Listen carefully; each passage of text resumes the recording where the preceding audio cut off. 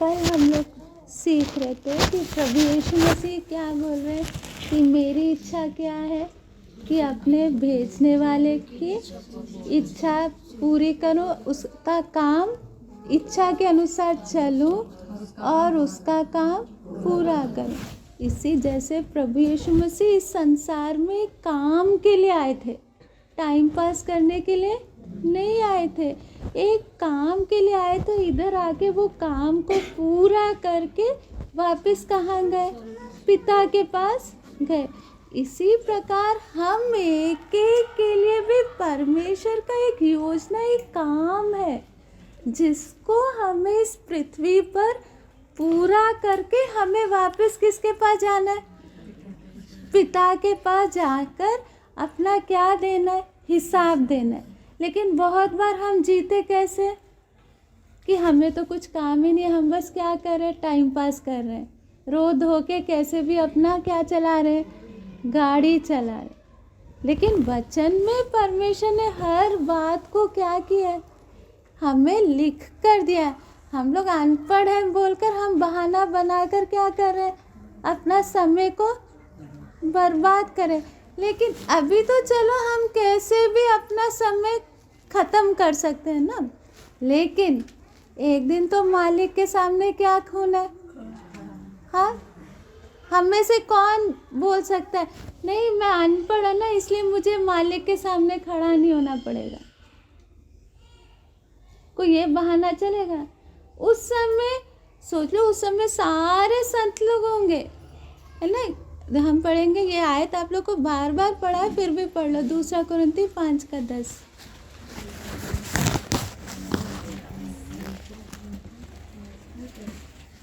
ये क्योंकि अवश्य है कि का हाल मसीह के न्याय आसन के सामने खुल जाए कि हर एक व्यक्ति अपने अपने भले बुरे कामों का बदला जो उसने देह के द्वारा किए हो पाए। हाँ, हमने देह के द्वारा चाहे भला किया हो चाहे बुरा किया हो, एक दिन तो हिसाब किताब ने होना और हमें बदला मिलना है।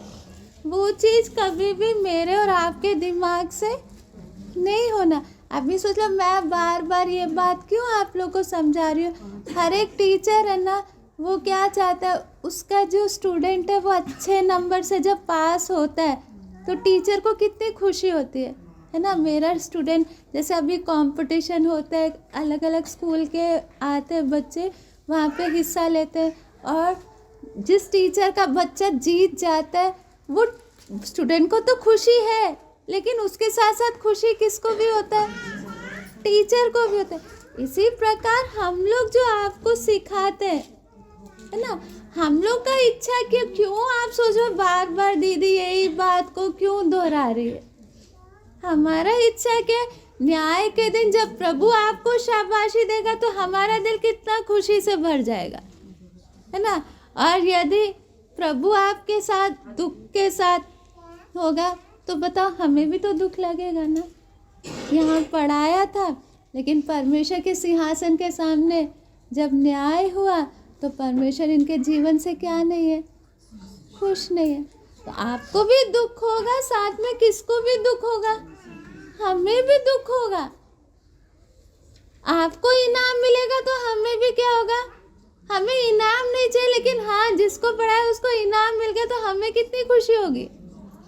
इसलिए यही बात आप लोग को क्या कर रहे हैं, बार बार समझा रहे, जीवन को क्या मत लो, हल्का नहीं लेना। यहाँ पर तो मुझे कोई भी नहीं देख रहा है ना। मैं जो चाहे मैं कर सकती हूँ, लेकिन मुझे भूलना नहीं है, एक दिन तो मेरी भी पेशी है। मुझे भी किसके सामने खड़े होना है? परमेश्वर। तब मैंने इस देह में, यहाँ शायद मेरे को पूछने के लिए कोई नहीं होगा, तुम ये क्यों कर रहे, ये किस लिए किया, मेरा हिसाब किताब कोई नहीं लेगा। लेकिन एक दिन तो ठहरा है ना जिसमें मेरा भी क्या लिया जाएगा? हिसाब किताब लिया जाएगा। और वो भी किसके सामने? चुपके से कमरे में लिया जाएगा, सारे संतों के बीच में लिया जाएगा, है ना। सारे संतों के बीच में वो प्रतिफल आ जाएगा तब मेरा हाल क्या होगा। अभी तो चलो मैं आजाद हूँ, है ना, कोई टोकेगा भी नहीं, कुछ बोलेगा भी नहीं। अभी मैं अपनी मर्जी चला सकती हूँ।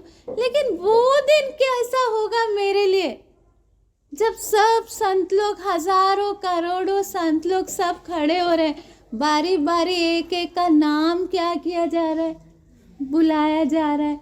एक एक का जीवन, हाँ तूने पृथ्वी पर 70 साल, इतना मैं शायद लोगों ने नहीं देखा होगा, किसी को नहीं मालूम चला होगा, लेकिन मैंने देखा, मैंने हिसाब रखा, उस समय किया हुआ तेरा सारा मेहनत का ये प्रतिफल है करके प्रभु देते समय, तब मन में कितना खुशी होगा।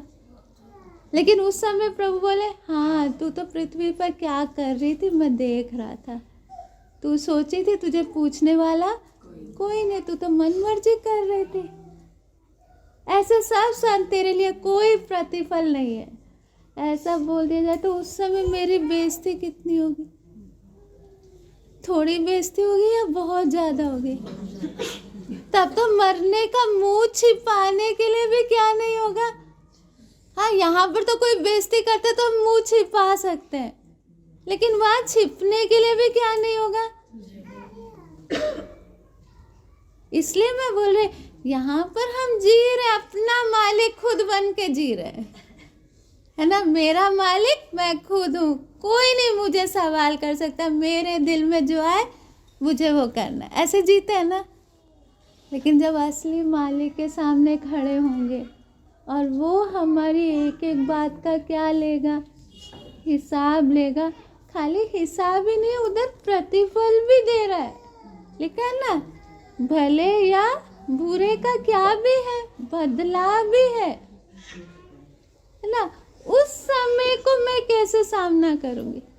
फिर बचने के लिए, छिपने के लिए सोचो, कई बार क्या होता है, प्रार्थना में कुछ बोल दिया तो क्यों मैं नहीं जाऊंगी प्रार्थना में आगे से, मैंने नहीं शक्ल दिखाना किसी को, बोल के घर में कोने में छिप सकते हैं। लेकिन बताओ उधर, यहाँ की आज़ादी हमारी, जैसे संसार का जीवन खत्म होगा, खत्म, वहाँ कौन सा छिपने का जगह मिलेगा, है ना। इसलिए वचन में लिखा है, कितने तो जी उठेंगे किसके लिए, शर्मिंदगी के लिए, कुछ तो आदर के लिए और कुछ किसके लिए, शर्मिंदगी के लिए। क्यों शर्मिंदगी? पृथ्वी पर तो हमने सोचा कोई, हमने करनी अपनी मर्जी, लेकिन वहाँ पर प्रतिफल देने के समय में यदि प्रभु मेरे से क्या नहीं हुआ, खुश नहीं हुआ, तब जो मेरे अंदर मुझे लगेगा, है ना, उससे फिर मुझे अपने आप से बचने के लिए क्या नहीं रहेगा, कोई जगह नहीं रहेगा। इसलिए हमें ध्यान से जीना है। हमें ये जीवन है ना, प्रभु ने एक उपहार की तरह दिया है। हम खुद इस पृथ्वी पे नहीं आए, या माँ बाप ने नहीं लाए। कितने माँ बाप हैं जो चाहते हैं बच्चे, लेकिन उनके क्या नहीं होते, बच्चे नहीं होते, है ना। आज जो हम इस पृथ्वी पे आए हैं, परमेश्वर ने हमें भेजा है और एक सीमित समय के लिए भेजा है, और यहाँ से ही हमारी कहानी ख़त्म नहीं होगी, यहाँ से मरकर। इसलिए वचन में लिखा है, इब्रानियों 9:27 पढ़े।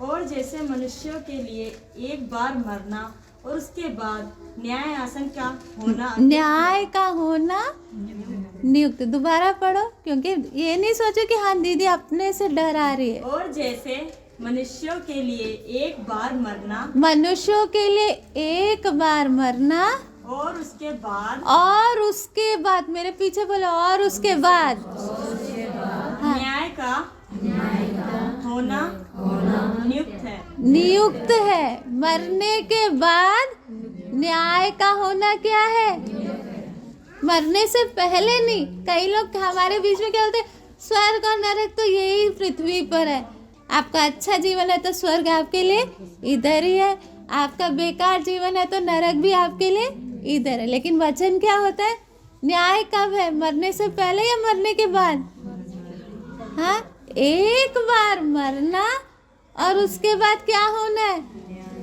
तो सोचा, कई लोग तो क्या सोचते, है मैं पृथ्वी पर क्या हूँ, परेशान हूँ, सबसे अच्छा काम है कि अपनी क्या ले लो, जान ले लो।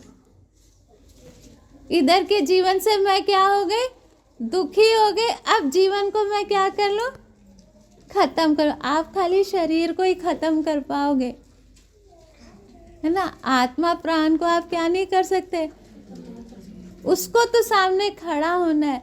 इसलिए परमेश्वर क्या बोला, मनुष्य सारे संसार को क्या कर ले, प्राप्त कर ले, परंतु अपने प्राण की हानि उठाए तो उसे क्या लाभ हो। तो सोचना, परमेश्वर के सामने एक तराजू में ना, एक तरफ सारा पृथ्वी रखने, तराजू के दो होते हैं ना, है ना। सब्जी वाले के पास एक तरफ क्या रखता है, बट, और दूसरा सामान। तो एक सामान की जगह पूरा धंधा संसार का क्या रख दो, धन दौलत रखो, और एक तरफ आपका प्राण रखो। परमेश्वर के नज़र में आपका प्राण ये संसार का सारा धन दौलत से भी क्या है, कीमती, क्योंकि इसको मौत नहीं है।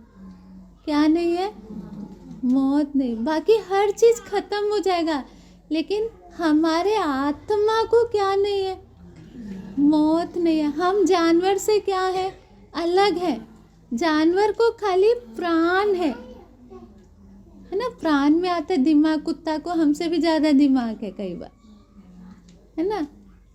कुत्ता में क्या है, प्राण है, लेकिन क्या नहीं है, आत्मा नहीं है। क्योंकि कभी देखा है कुत्ता को किसी को पूजा करते हुए, है ना, किसी जानवर को पूजा करते हुए देखा है। लेकिन इंसान के अंदर वो आत्मा होने के कारण इंसान किसको ढूंढता है, परमेश्वर को ढूंढता है। अलग अलग तरीके से ढूंढ रहा है ना। तो कई बार अपनी जो जंगल में वो भी किसको ढूंढते हैं, क्योंकि अंदर एक आत्मा है जो भूखी है। लेकिन जानवर को कभी आपने किसको ढूंढते हुए नहीं पाया होगा, परमेश्वर। प्राण है, दिमाग है, हमसे भी अच्छा उन लोग सब कुछ करते हैं ना। इसलिए परमेश्वर के सामने एक आत्मा का कीमत क्या है वो हमने समझना है ना। क्यों, मेरे शरीर को मौत है, मेरे प्राण और आत्मा को क्या नहीं है, मौत नहीं। ये शरीर छोड़ के या तो मैं हमेशा के लिए कहाँ जाऊंगी, स्वर्ग जाऊंगी, या तो मैं हमेशा के लिए कहाँ जाऊंगी, मैं आत्महत्या करके संसार से बच सकती हूँ। अभी का मैं अपने परेशानियों से क्या कर सकती हूँ। ये बात क्यों, क्योंकि बहनों का दिमाग बहुत जल्दी खराब होता है ना। किसी ने दो बातें सुना दी तो तुरंत क्या दिमाग में आता है, इससे अच्छा तो फांसी लगा लो। भैया, आप आत्महत्या करके आप यहाँ से छुटकारा पा सकते हो, लेकिन समझना इससे भी भयानक जगह में जा रहे हो ना, जहाँ से आपको बचने के लिए फिर कोई दूसरा रास्ता नहीं। इसलिए हम देखते हैं प्रभु यीशु मसीह जब दृष्टांत बता रहे थे कि एक चरवाहे के कितने भेड़ थे, 100 भेड़, उसमें से एक खो गया, है ना। तो चरवाहा क्या किया, चलो एक जा रहा है तो जाने दो। उसने क्या किया, 99 को छोड़कर एक को ढूंढता हुआ गया। क्यों, एक एक व्यक्ति परमेश्वर के लिए क्या है, कीमती। हम बैठे हुए एक एक परमेश्वर के लिए कीमती है, क्योंकि इतना एक कीमती आत्मा हम एक एक के अंदर है ना। लेकिन परमेश्वर ने हमें क्या दिया हुआ है, आज़ादी दिया हुआ है। परमेश्वर हमें अपना क्या नहीं बनाना चाहता, जबरदस्ती गुलाम नहीं बनाना चाहता है। परमेश्वर क्या चाहता है कि हम अपनी इच्छा से चुनने का आज़ादी दिया हुआ है, लेकिन हम उस चुनने का आज़ादी का सही इस्तेमाल कर रहे हैं या गलत इस्तेमाल कर रहे हैं, है ना। परमेश्वर के लिए मैं कीमती हूँ, हम एक ही कीमती हैं, लेकिन परमेश्वर ने हमें क्या नहीं बनाया? गुलाम नहीं बनाया। क्या नहीं बनाया? आज़ाद बनाया, है ना। और मेरे सामने चुनने का क्या रखा है? मौका रखा है ना। आदम हवा के सामने भी परमेश्वर ने क्या रखा? जीवन का वृक्ष का पेड़ और भले बुरे ज्ञान का पेड़। कई बार हम सोचते प्रभु पेड़ ही नहीं होता तो कुछ नहीं होता। पेड़ परमेश्वर का स्वभाव हमें समझना है ना। हम होते तो सब कुछ इतना खूबसूरत बनाया, है ना। अदन की वाटिका को इतना खूबसूरत बनाया, हर चीज उसमें। आदम को भी और हवा को भी किसके स्वरूप में बनाया? सारा गड़बड़ किसके कारण हुआ बता? वो पेड़ के कारण। परमेश्वर जब तूने इतना सब इतना अच्छा बनाया, वो पेड़ क्यों बना दिया? ये पेड़ ही नहीं होता तो कोई समस्या ही नहीं होती। लेकिन परमेश्वर का स्वभाव हमें इससे क्या करना है? समझना है ना। परमेश्वर मनुष्य को क्या भी करना चाहता था? परखना भी चाहता था ना। मौका ये चुनेगा क्या, है ना। इसलिए परमेश्वर ने पेड़ कहाँ लगाया? बीच में लगाया। और क्या आज्ञा भी दी? नहीं खाना। लगाया और क्या आज्ञा दी? और देख रहा है अब ये चुनेगा क्या? वो आज़ादी किसके हाथ में? आदम और हवा के हाथ में। उन्होंने उस आज़ादी का गलत इस्तेमाल। इसी प्रकार परमेश्वर के लिए हम सब बहुत क्या है? कीमती है। लेकिन परमेश्वर ने हमें क्या भी दिया हुआ है? आज़ादी। मैं ये जीवन से करती क्या दिया उसने है। मौका दे रहा, मैं चुनती क्या हूँ। मैं मन मर्जी का जीवन, प्रभु मिला है जीवन, इस जीवन से तो मैंने अपनी सारी इच्छाएं पूरी करनी है। थोड़े दिन की जिंदगी, इसी में सारा क्या लेना है? संसार का जितना खुशी मिल सकता है उतना लेना है। दूसरी तरफ मेरे सामने चुनने का मौका है। प्रभु ये जीवन आपका दिया हुआ है ना। तो प्रभु इस जीवन में आपकी इच्छा को मुझे क्या करना है? पूरा। दोनों मौके मेरे सामने। एक मौका भले बुरे ज्ञान का पेड़ देखने में कैसा था? उसका फल देखने में कैसा था? हाँ, देखने में सुंदर, खाने में, हाँ, और वो इतना आकर्षित। इसलिए हवा को जब शैतान ने उकसाया तो एकदम से हवा किसके अंदर क्या आ गया? ऐसे परमेश्वर देख, संसार इतना खूबसूरत है। संसार की देखो खुशियाँ, डांस करने में कितना मजा आता है। फिर वो लड़कियाँ डीजे चला दो और क्या करो, इतना आनंद रखा हुआ है। दूसरी तरफ क्या ये मेरे वचन के अनुसार चलने का इसका मन है? दोनों रास्ते हमारे सामने। चुनना किसने? हम। इसलिए हमें समझना है, हम परमेश्वर ये 30-40 साल या 70 साल हमें दिया किस लिए? मैं क्या क्या फैसले लेती हूँ वो परखने के लिए। मेरे को 70 साल या मतलब लगभग आजकल 70, लेकिन उतना भी नहीं, 20, 30, 40, जितना भी। आजकल तो बीमारियों के कारण नौजवान लोग ज़्यादा जा रहे। तो ये इतना समय मुझे दिया क्या? किस लिए? देखो तो सही, ये कौन कौन से फैसले लेती। अपनी मर्जी करने का फैसला लेती है, या प्रभु ये जीवन थोड़े दिन का जीवन है, लंबा जीवन भी नहीं है। एक दिन शमशान घाट के सामने सब खत्म हो जाएगा। होगा या नहीं होगा? घर, मकान, परिवार, समाज, सब कुछ जाएगा उसके आगे। जब सब कुछ खत्म होना है, वो सच्चाई मेरे सामने है, और उसके आगे भी तो मेरे आत्मा और प्राण ने क्या करना है? जीना या नहीं जीना? तो तो ये थोड़े समय मेरा ध्यान किन बातों में, किस पर मैंने मन लगाया ना, इसलिए हम अपने जीवन को क्या ना ले, हल्का ना ले। यहाँ पर मैं भी चाहती हूँ मैं अच्छे से मैं अपना क्या कर सकती हूँ, मन मर्जी कर सकती हूँ, कोई नहीं टोकेगा मुझे। लेकिन वो न्याय हमेशा डर कहाँ पर आता है, प्रभु एक न्याय का दिन है और उस समय मैंने हजारों करोड़ों के सामने क्या होना है, खड़े होना है। उस समय परमेश्वर को मेरे जीवन के बारे में कहने के लिए क्या होगा, क्योंकि प्रभु एक एक के जीवन का गवाही कौन देगा। यहाँ हम अपनी गवाही दे सकते हैं, प्रभु मैं बहुत अच्छी हूँ, मैं अपने मुंह से ही अपनी बड़ाई कर सकती हूँ, लेकिन इसका कोई कीमत नहीं है। उस समय परमेश्वर ने मेरे जीवन, ये पृथ्वी पर जितना दिन मैंने क्या बिताया, जीवन बिताया, उसका गवाही किसने अपने मुंह से देना है, मैंने नहीं, किसने। हाँ, मैं इसके जीवन से खुश था। बताओ इससे बड़ा सर्टिफिकेट कुछ हो सकता है, इससे बड़ा कोई इनाम हो सकता है।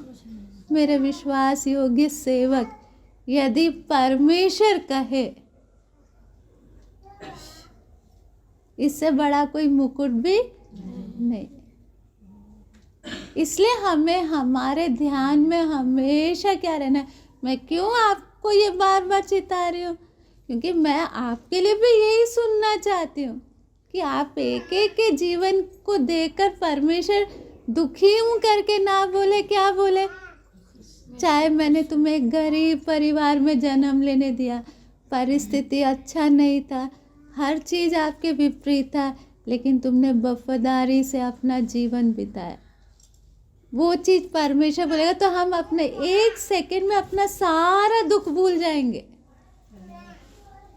है ना। अभी हमें दुख अपना बहुत है, प्रभु कितना बुरा जगह है, हर चीज़ उल्टा ही उल्टा चल रहा है ना। अंदर से कितना मन क्या रहता है, दुख से भरा रहता है ना। बच्चे भी नहीं सुनते, पति भी नहीं सुनता, है ना, कोई हौसला देने वाला भी नहीं है। ये सब में भी हम अपना वफादारी से चलते रहेंगे, तो उस दिन जब प्रभु बोलेगा, आज हम एक एक किस हालत से गुजरे शायद कोई इंसान नहीं जानता है ना। एक एक परिवार के अंदर का माहौल खाली कौन जानता है, एक आप जानते हो, एक परमेश्वर जानता है ना। आप कौन कौन से संघर्ष के बीच में से जा रहे हो, रोज आपको क्या क्या बातें सुननी पड़ती है ना। परिवार के लोग आपके साथ कैसा कैसा सलूक करते कोई नहीं जानता होगा, लेकिन परमेश्वर है जो क्या रख रहा है, हिसाब रख रहा है। तब परमेश्वर आपके विषय में क्या देगा, गवाही देगा। देखो पृथ्वी पर सारा हालत इसके क्या था, खिलाफ था, लेकिन फिर भी उस कांटों के बीच में इसने वफादारी से क्या बिताया, अपना जीवन बिताया। तब बताओ कितना अंदर से खुशी मिलेगा ना। इसलिए हमेशा हमारे अंदर क्या रहना है, प्रभु आज मैं आज़ाद हूँ, मैं चाहती तो मैं अपना इच्छा कर सकती हूँ, लेकिन जहाँ आपने मुझे रखा है प्रभु, पूरे वफादारी के साथ मुझे अपना जीवन आपके नाम की महिमा के लिए क्या करना है, बिताना। मेरे को जरा सा भी अपना मन मर्जी नहीं करना। इसलिए हम पढ़ते हैं नीति वचन 29 का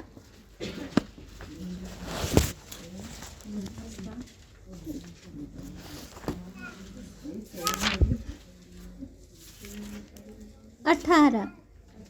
जहाँ दर्शन की बात नहीं होती वहाँ लोग निरंकुश हो जाते हैं। हाँ, जहाँ दर्शन की बात नहीं होती वहाँ लोग क्या हो जाते हैं, निरंकुश हो जाते हैं, है ना। जहाँ हमें आगे का क्या होगा उस चीज़ का क्या नहीं है, दर्शन नहीं है, वहाँ यहाँ पर निरंकुश नष्ट हो जाते हैं। नहीं, मेन चीज़ क्या, वो जीवन को जैसे जीना है वैसे वो नहीं जी पाते। वो अपना समय का क्या करते हैं, बर्बाद करते हैं। नष्ट किस चीज को करते हैं, क्योंकि कोई दर्शन नहीं है ना। उदाहरण के तौर पे एक बच्चा को एक अंदर से कि मुझे डॉक्टर बनना है, एक उसके अंदर क्या है, एक लक्ष्य है। दर्शन मतलब एक लक्ष्य है कि मेरे को बड़ा होकर ये बनना है। तो जिस बच्चे के अंदर वो एक सोच है वो क्या करेगा बताओ, वो जीवन कैसे जिएगा, बाकी बच्चों के जैसे जिएगा? वो क्या करेगा, अपना समय कैसे इस्तेमाल करेगा? हाँ, जिस बच्चे को एक डॉक्टर बनने का क्या है, जितना समय मिले वो इस्तेमाल करेगा, खेल कूद और फालतू बातों में वो क्या नहीं करेगा। लेकिन जिस बच्चे को कुछ बनना ही नहीं है, ये हमारे बच्चों के साथ समस्या है, हमें तो कुछ बनना ही नहीं है, इसलिए चलो गुल्ली डंडा लेकर खेलने चले जाते हैं। जाते ही नहीं जाते? हमारे भाइयों के बारे में, छोटे लड़कों के बारे में, उनको अंदर से पहले से ही क्या नहीं है, कुछ बनना है करके क्या नहीं है, इच्छा ही नहीं है। तो समय को उन लोग क्या है, कोई बुला लिया चल घूमने चलते, चलो उनके साथ घूमने चले गए। बस टाइम को क्या करना है, कुछ भी मन मर्जी करके बेकार करना है। कारण क्या है, दर्शन नहीं है। क्या नहीं है? जहाँ दर्शन नहीं है वहां पे लोग क्या हो जाएंगे, निरंकुश हो जाएंगे या नष्ट हो जाएंगे। इंग्लिश में पेरिश करके लिखा है, मतलब नाश हो जाएंगे। क्यों? क्योंकि क्या नहीं है, दर्शन ही नहीं है। इसी प्रकार न्याय का दिन है, परमेश्वर मेरा हिसाब लेगा, मेरे को ये जीवन का हिसाब देना है, परमेश्वर की इच्छा पूरी करना है। ये सब हमारे दिमाग में नहीं है तो हम भी अपना जीवन कैसे बिताएंगे, मन मर्जी, है ना। जो मन में आया, क्यों, किसी ने तो कोई हिसाब लेना नहीं, मुझे जो अच्छा लगता है वो मैं कर। तो इसलिए जीवन में हमारा लक्ष्य हमें अच्छे से हमारे अंदर रहना है ना। ये नहीं रहेगा तो हम जीवन हमारे लिए खाली क्या होगा, एक टाइम पास होगा। क्या होगा, है ना। जैसे जिस तरफ जो भी परिस्थिति होगी उसके हिसाब से हम लोग क्या करने लगेंगे, जिए। शादी ब्याह में खूब अच्छे से उसकी खुशी में, कहीं मर गए तो उसके दुख में, जो भी परिस्थिति होगा बस उसी के उसमें चलते रहेंगे। लेकिन दर्शन होगा तो हमारा ध्यान क्या रहेगा, उसी की तरफ रहेगा। इसलिए हम एक को अपना लक्ष्य अच्छे से क्या होना है, मालूम होना है। चाहे मैंने गरीब से गरीब घर में जन्म लिया, चाहे मैंने स्कूल कभी देखा नहीं, तो भी मुझे किसके सामने खड़े होना है, क्योंकि परमेश्वर ने मुझे ये एक कीमती जीवन दिया, इसका मैंने क्या किया, कैसे अपना जीवन बिताया। तो उस दिन के लिए मैंने अभी से क्या होना है, तैयार होना है। नहीं उसे है, मुझे तो मालूम नहीं था, मैंने तो ऐसे कभी सोचा नहीं था। चाहे हम सोचे, चाहे हम तैयारी करें, या वचन में तो प्रभु ने लिख के दिया। प्रभु ये नहीं बोलेगा कि देखो तुम्हें मालूम नहीं था तो तुम्हें छूट है, तुम्हारा कोई न्याय नहीं है। ऐसे है? बाइबल तो हाथ में है ना, लिखा तो है ना, नहीं पढ़ा तो गलती किसकी है। इसलिए हमें समझना है, प्रभु मेरी परिस्थिति देखकर मुझे क्या नहीं मिलेगा, छूट नहीं मिलेगा। तो इसलिए वो बात को रखते हुए, जैसे प्रभु यीशु मसीह ने क्या बोला, मेरा भोजन क्या है, अपने भेजने वाले की इच्छा के अनुसार सबसे पहले क्या करूं, चलूं। मैंने जीना किसकी इच्छा के अनुसार है, जिसने मुझे संसार में भेजा है। और उसने मुझे एक उद्देश्य के लिए भेजा है। किसके लिए? यीशु। देखो उस समय कितने बीमार थे वहां पर, नाजरत वगैरह है ना, कितने लोग मरते थे। क्या प्रभु ने सबको जिंदा किया? खाली 3 लोगों को ही जिंदा किया। एक याईर की बेटी, दूसरा वो जवान नैन की विधवा का बेटा, और तीसरा लाजर। क्या ये तीनों ही मरे थे? कितने मरे थे। लेकिन प्रभु यीशु मसीह क्या बोलते हैं? पिता, जो काम तूने मुझे दिया था उसे मैंने क्या कर लिया? पूरा कर लिया। तो ये हमें समझना, मेरे को सारा काम करना मेरी जिम्मेदारी नहीं है। हम एक एक के लिए अलग अलग काम प्रभु ने ठहराया है। जो प्रभु ने दिया वो ही करना है ना। देख तो पढ़ो यूहन्ना 17:4 दोबारा। जो कार्य तूने मुझे करने को दिया था उसे पूरा करके मैंने पृथ्वी पर तेरी महिमा की। हाँ, उसे मैंने क्या किया? ये क्रूस पे जान देने से पहले यीशु ने सेवा कितना साल किया? 3.5 साल। सेवा कितने साल किया? वो 3.5 साल में पिता ने जो यीशु को दिया हुआ काम को यीशु ने क्या कर लिया? पूरा कर लिया,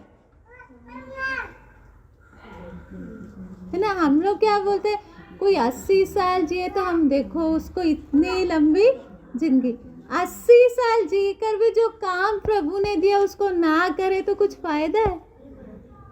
लेकिन थोड़े ही दिन जिए, लेकिन जो काम प्रभु ने दिया है उस काम को यदि हम पूरा करें तो उस 80 साल जीने वाले व्यक्ति से क्या है? सौभाग्यशाली। हमें लगता है नहीं, जितना लंबा जीवन होगा ना उतना अच्छा है, लेकिन वो ही लंबा जीवन रो धो के समय बर्बाद करके जीने से कुछ फायदा है?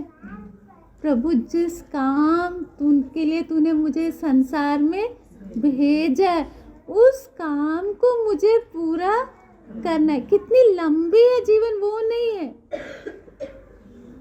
मेरा ध्यान क्या होना है?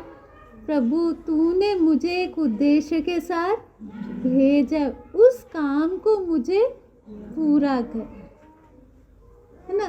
तो हमें एक एक को समझना, हम सबको प्रभु ने एक जैसा नहीं बनाया।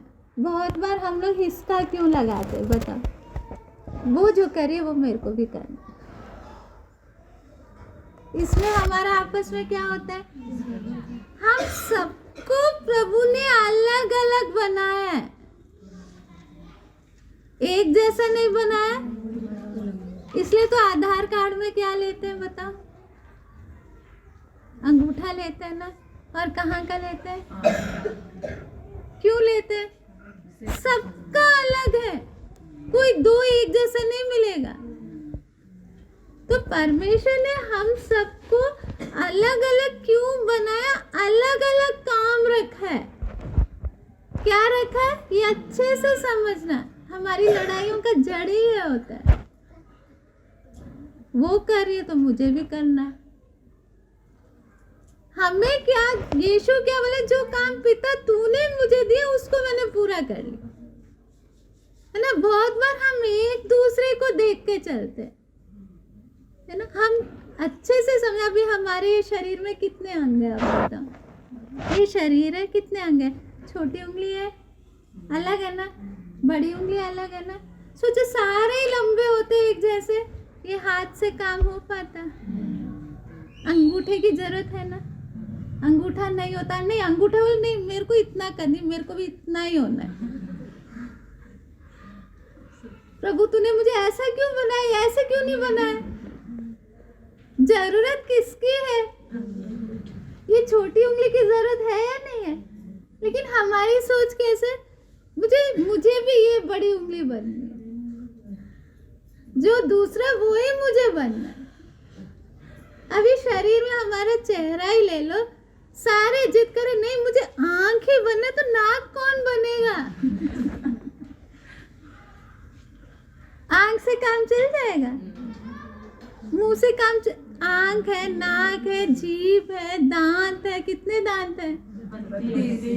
आप अपने कल आते समय शरीर के अंगों की गिनती करके आओ। क्यों? हम सबने एक जैसे बनना है, एक ही काम करने, तो बाकी काम कौन करेगा? शरीर किसको बोलते हैं?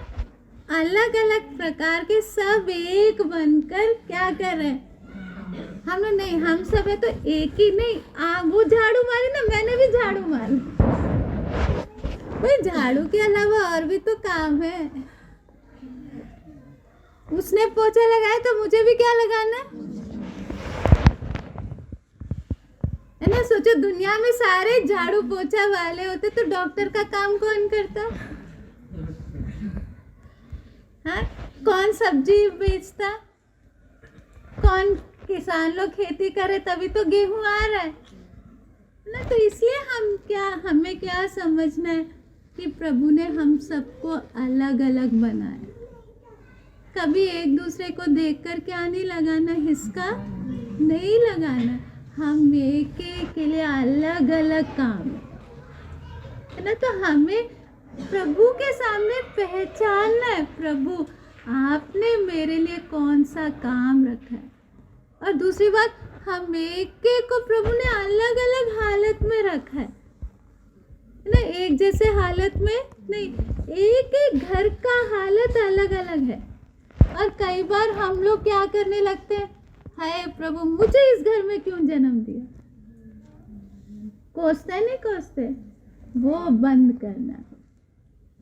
प्रभु आपने मुझे इस घर में क्या किया है कि मेरे द्वारा इस घर में आपका काम होना है ना। कई बार प्रभु आपने शादी करके मुझे इस घर में क्यों लेकर आए?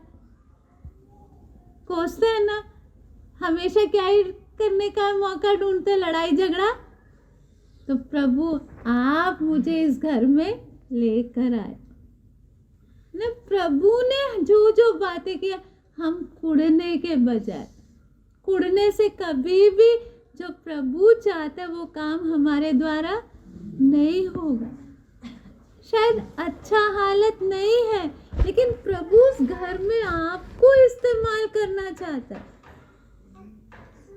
आपके द्वारा उस घर का माहौल को क्या करना चाहता है? बदल। तो आज से हमारा क्या समर्पण रहना है? प्रभु आपने जहाँ मुझे रखा है, शायद वो जगह मुझे पसंद ना हो, घर का माहौल अच्छा नहीं हो, लेकिन आपने मुझे कुछ सालों के लिए इस घर में रखा है। आपकी इच्छा मुझे इस परिवार के अंदर रहते हुए पूरा करना है।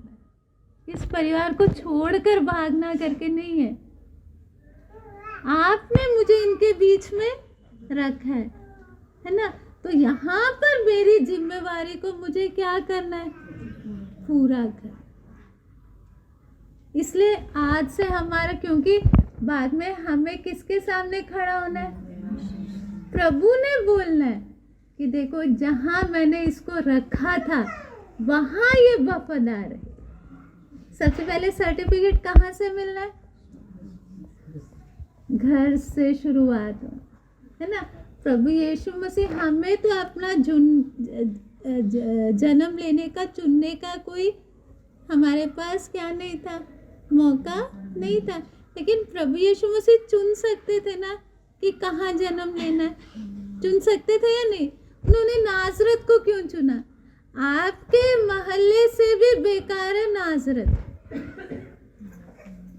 आपके जो बस्ती से भी बेकार जगह है कौन सा? क्योंकि नतनएल क्या बोल रहा है? क्या नाजरत से कोई अच्छी वस्तु? और यीशु के कितने भाई बहन थे?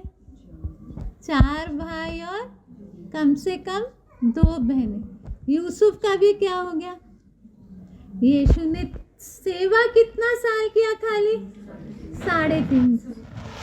30 साल तक कैसे परिवार में जीवन बिताया?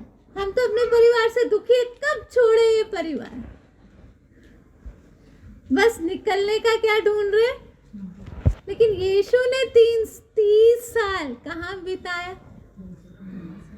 कहा नाजरत में बड़ाई का काम करते हुए, है ना, जो भाई लोग उस पर क्या नहीं करते थे, हाँ हमारा बड़ा भाई बहुत अच्छा है ऐसे बोलते थे, उन लोग विश्वास ही नहीं करते थे यीशु पे ना। वो तो यीशु मर के जी उठने के बाद उन लोग ने क्या किया।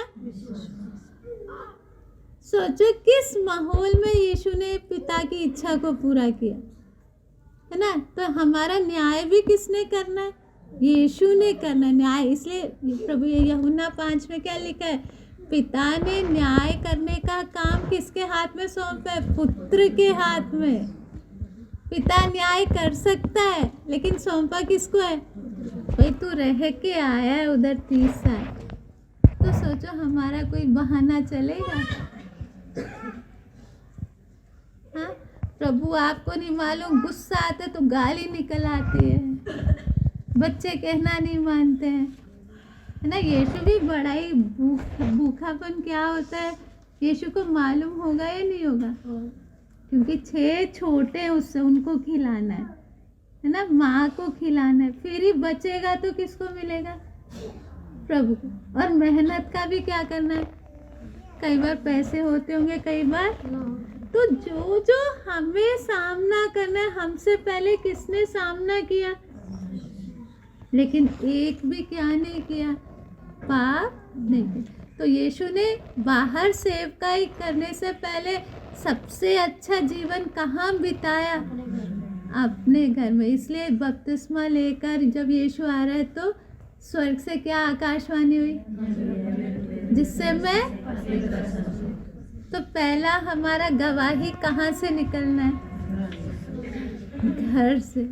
घर में चाहे माहौल खराब से खराब हो, लेकिन पिता की इच्छा हम अपने घर में कैसे पूरा करें। शायद टेढ़ा भाई होगा, टेढ़ी भाभी होगी, गाली देने वाला बाप होगा, कैसे भी लोग होंगे, उनके बीच में प्रभु ने आपको रखा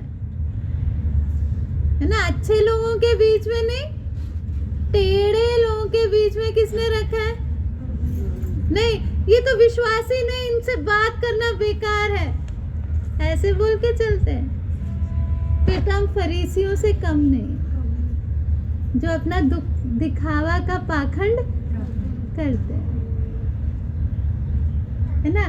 बुरे से लोग, शायद माँ बाप दोनों दारू पीते होंगे, घर में लड़ाई झगड़ा, उस खराब माहौल के अंदर आपने, परमेश्वर ने आपके बारे में क्या देना है, क्या देना है, गवाही देना है कि मेरी बेटी इस घर में, इस बुरी हालत में, कांटों के बीच में रहते हुए मेरी क्या कर रही है, इच्छा को क्या कर रही है, पूरी कर। पहला टेस्ट हमारा कहाँ पर है, बहुत बार हम पहला टेस्ट, तो ये पहला टेस्ट नहीं, प्रार्थना में उनका टेस्ट दे देंगे। काम किधर करेंगे, घर का काम पड़ा, ये तो रोज ही करते, मेरा मन नहीं कर रहा आज, प्रभु नहीं कबूल करेगा। पहला कहाँ पास होना है, घर में एक अच्छा क्या बनना है, नमूना। तो आज का वचन अभी हम समाप्त करने जा रहे हैं। हमें हमेशा, ये हम लोग कल भी देखेंगे, हमें हमारे सामने हमेशा क्या ध्यान रहना है, एक न्याय का दिन। उस दिन परमेश्वर ने मेरे बारे में क्या बोलना है, मेरी बेटी मैं तेरे से क्या हूँ, खुश। तुझे अच्छे हालत में नहीं रखा, लेकिन फिर भी तूने वफादारी से अपना क्या बिताया, जीवन।